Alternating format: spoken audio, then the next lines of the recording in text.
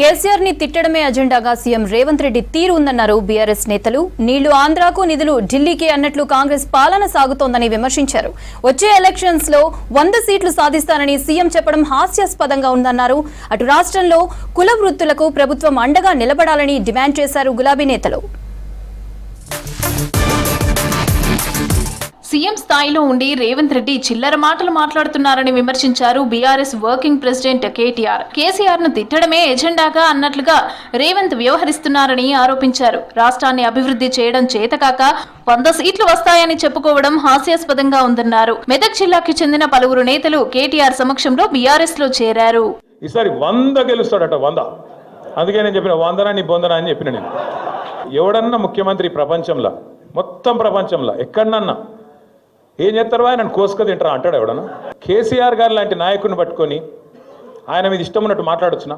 నీళ్లు ఆంధ్రాకు, నిధులు ఢిల్లీకి అన్నట్లు సీఎం రేవంత్ రెడ్డి పాలనా తీరు ఉందని విమర్శించారు బీఆర్ఎస్ ఎమ్మెల్యే హరీష్ రావు.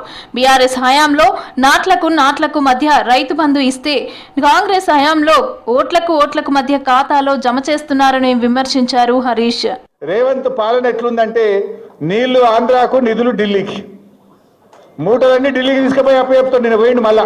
ఇవాళ ఓట్లకు రైతు బంద్ వేస్తుండ్రు. అప్పుడు పార్లమెంట్ ముంగటేసిండ్రు, ఇప్పుడు పంచాయతీ ఎలక్షన్లు వచ్చినాయని రైతు బంద్ వేస్తుండ్రు. అడిమిట్లో 2 ఎగ్గొట్టిండ్రు. నాట్లకు కేసీఆర్ ఇస్తే ఓట్లకు రేవంత్ రెడ్డి ఇచ్చిండు. తెలంగాణలో జరుగుతున్న స్వర్ణకారుల ఆత్మహత్యలు కలిసివేస్తున్నాయని అన్నారు బీఆర్ఎస్ ఎమ్మెల్యే కవిత.